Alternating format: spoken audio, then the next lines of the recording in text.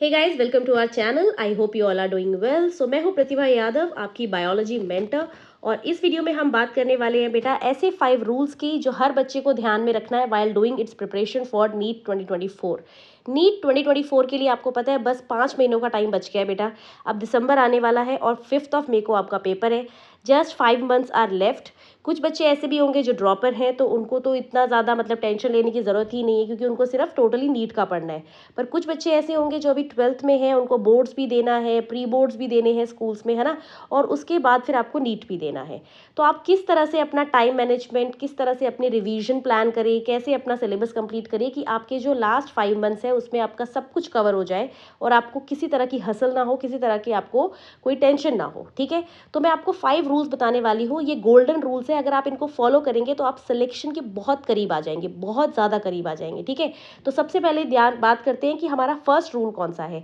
बिना किसी देरी के मैं वीडियो स्टार्ट करना चाहूँगी, बिकॉज टाइम बहुत कम है। आप इस वीडियो को अपनी स्पीड बढ़ा के, प्लेबैक स्पीड बढ़ा के देख सकते हैं। ज़्यादा टाइम वेस्ट मत करिए सोशल मीडिया पर।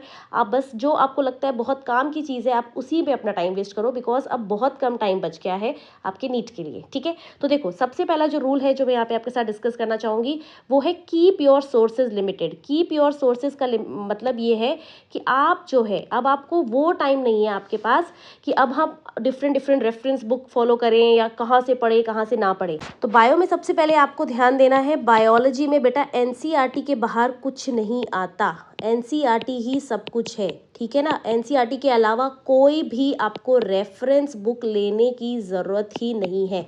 No need to buy any type of reference book, MTG की या ओसवाल की या किसी की भी, है ना, अरिहंत की, कोई बुक लेने की जरूरत नहीं है। Just read and revise NCERT again and again, again and again. अपने कॉन्सेप्ट इतने स्ट्रॉन्ग कर लो कि एनसीईआरटी की कोई भी लाइन पूछी जाए वो आपको आती हो। ठीक है, रही बात केमिस्ट्री में, तो केमिस्ट्री में भी पेपर पूरा बेटा एनसीईआरटी से ही आता है, उसमें भी आप एनसीईआरटी ही फॉलो करो। और फिजिक्स के अंदर आप ये कर सकते हो कि फिजिक्स में आप एनसीईआरटी पढ़िए, या आप जहाँ पे भी किसी भी कोचिंग में है या किसी भी स्कूल में है, आपको जो भी कुछ पढ़ाया जा रहा है आप वहाँ के मॉड्यूल्स वगैरह कर सकते हैं। साथ में आप एनसीईआरटी भी कर सकते हैं और क्वेश्चन प्रैक्टिस कर सकते हैं। ठीक है, तो इसके अलावा और इसके लिए भी जो आपको बुक्स हैं, क्वेश्चन प्रैक्टिस के लिए भी जो बुक है वो ऑथेंटिकेट बुक लेने की ज़रूरत है। मतलब ऐसा ही नहीं कि कोई भी बुक ले लिया आपने, ठीक है ना। तो ऑथेंटिकेट जो बुक्स होती है हमारे पास वो आपको लेने हैं क्वेश्चन प्रैक्टिस के लिए, पीवाईक्यूज वगैरह के लिए, ऑथेंटिक बुक। ठीक है, ताकि अब इतना टाइम नहीं है कि आप एरर वाली चीज़ें ढूंढें, फिर एरर फाइंड आउट करें, फिर उस क्वेश्चन को ठीक करें।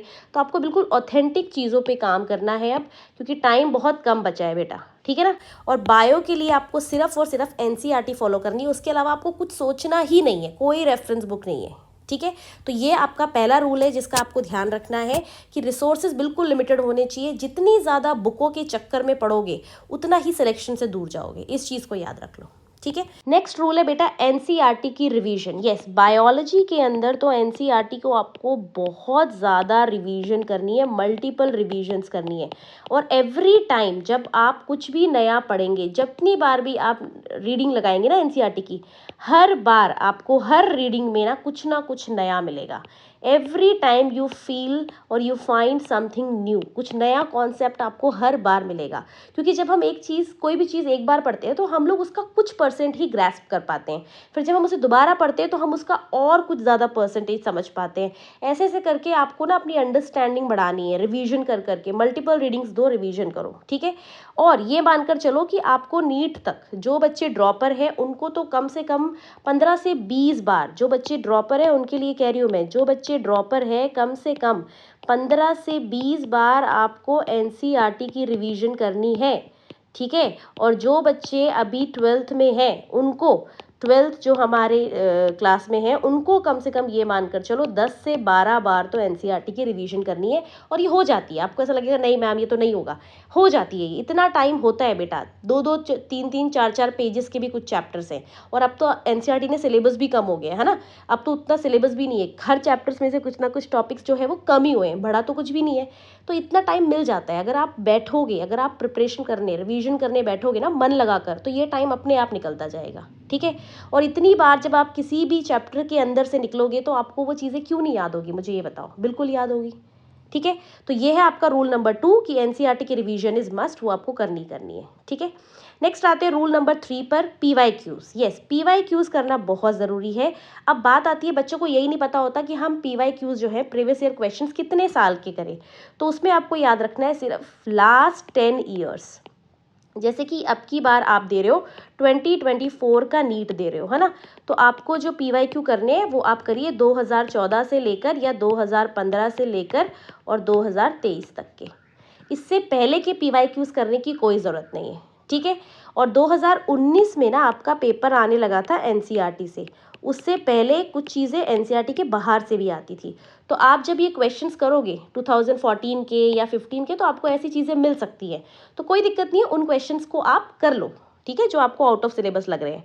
बाकी ज़्यादा कुछ नहीं मिलेगा, कुछ कुछ टॉपिक्स ही मिलेंगे एक दो, बट लास्ट 10 ईयर्स से ज़्यादा बिल्कुल ना करें, सिर्फ 10 ईयर्स पे फोकस करिए PYQs करने के लिए। और PYQ करना बहुत ज़रूरी है, क्योंकि अगर आप पढ़ने के बाद क्वेश्चन प्रैक्टिस नहीं करोगे तो आपने सही पढ़ा है नहीं पढ़ा है वो आपको समझ ही नहीं आएगा, ठीक है। So question practice is must, PYQs practice is must. Last 10 years के PYQs करिए, कोई अच्छी सी बुक ले लीजिए, MTG वगैरह NCERT की, मतलब जो आती है एट योर फिंगर टिप्स, उनमें भी होते हैं ये, और वहाँ से आप प्रैक्टिस करिए इसे, ठीक है। नेक्स्ट रूल की बात करते हैं, बैलेंस बिटवीन दी सब्जेक्ट्स। आपको सब्जेक्ट्स के बीच में बैलेंस बनाना है। अब इसका मतलब क्या है, कई बच्चे होते हैं वो कहते हैं मैडम हमें ना बायोलॉजी पसंद है, तो हम बायोलॉजी ही पढ़ते रहते हैं, पूरा टाइम बायो ही पढ़ रहे हैं, उसी के क्वेश्चंस कर रहे हैं, उसी को रिवाइज कर रहे हैं। बेटा बायो से आपके 360 नंबर ही आएंगे। अगर आप बायो में फुल भी ले आओगे ना तो भी मैक्सिमम 360 ही आ सकते हैं, उससे ज़्यादा नहीं आ सकते, ठीक है। इसीलिए आपको हर एक चैप्टर, हर एक सब्जेक्ट में जो भी है, फिजिक्स केमिस्ट्री बायो, तीनों के बीच में बैलेंस बनाते हुए चलना है। आपको तीनों को इक्वल टाइम देना है, समझ रहे हैं। अब यहाँ पर ना पसंद नापसंद वाली चीज़ ही नहीं है, इक्वल टाइम दोगे, तीनों सब्जेक्ट्स में अच्छा करोगे, तीनों के क्वेश्चंस करोगे, तीनों की रिवीजन करोगे, तभी सिलेक्शन होगा, अदरवाइज नहीं होगा, ठीक है। इस चीज़ को याद रखिए। आज के टाइम पर बेटा 650 जो है ना, 650 प्लस, 670 प्लस, 680 प्लस पे अच्छे गवर्नमेंट कॉलेज मिलते हैं आपको। तो उसके लिए ये नहीं है खाली बायो, इंटरेस्ट बाद में देख लेना आपका, जब एक बार सिलेक्शन हो जाए ना उसके बाद अपने इंटरेस्ट का कर लेना। पर अभी के लिए आपका जो एलिजिबल क्राइटेरिया है, जो आपको उस पेपर तक लेके जाएगा, उस सिलेक्शन तक लेके जाएगा, उसमें आपको तीनों सब्जेक्ट्स के बीच में बैलेंस बनाते हुए चलना है। गेटिंग माई पॉइंट, ठीक है। नेक्स्ट जो अपना रूल है, which is the main rule, सबसे मेन रूल है, वो ये है कि आपको क्वेश्चन प्रैक्टिस और पेपर एनालिसिस ज़रूर करना है। अब बच्चे बोलते हैं क्वेश्चन प्रैक्टिस का क्या मतलब है। क्वेश्चन प्रैक्टिस का मतलब है बच्चों कि आप जो भी अब टेस्ट दे रहे हो, कोई भी टेस्ट, उस टेस्ट के लिए आप OMR फिलिंग करो, ठीक है। OMR में फिलिंग करो अपने आंसर्स, ऐसा नहीं कि बुक में टिक कर दिए या किसी पेज पर लिख दिए। प्रॉपर OMR में क्वेश्चन के आगे सर्कल करो, क्या आपका ऑप्शन है उसके आगे सर्कल करिए। इससे आपकी प्रैक्टिस हो रही है। इससे आपको ये भी नहीं पता चल पा रहा है कि आप अपने एग्जाम सेंटर में, एग्जामिनेशन हॉल पे जो आपको स्ट्रेस आएगा OMR फिलिंग के टाइम पर, वो आप अभी से अपने उसको दूर कर रहे हो। कई बच्चे बोलते हैं क्या ही है, OMR फिलिंग में गोले ही तो भरने होते हैं। ऐसा नहीं है बेटा, पेपर देखकर ना, पेपर में क्वेश्चंस देखकर बच्चों की इतनी बुरी हालत हो जाती है कि उनके हाथ कांपने लग जाते हैं OMR फिलिंग के टाइम पर, और उनको ना 15, 20, 25 मिनट भी कम लगते हैं OMR फिलिंग में। तो इसीलिए मैं आपको कह रही हूँ, अभी से क्या दिक्कत है, OMR फिलिंग का आप बुक शॉप से किसी भी उससे ले आइए प्रिंट आउट्स बहुत सारे, और जो भी प्रैक्टिस कर रहे हो फिजिक्स केमिस्ट्री बायो की, जो भी क्वेश्चंस कर रहे हो उनके साथ साथ OMR फिलिंग करते जाओ। देखो हमें कहीं पर भी कुछ भी कमियां नहीं छोड़नी है अपने सिलेक्शन में, है ना, हमें हर चीज़ को एकदम परफेक्ट करते हुए चलना है, राइट। तो क्वेश्चन प्रैक्टिस करेंगे सभी OMR फिलिंग पे, कोई भी स्कूल में टेस्ट हो रहा है, कोचिंग में टेस्ट हो रहा है, घर पे टेस्ट दे रहे हो, सबको OMR फिलिंग में ही करिए, ठीक है।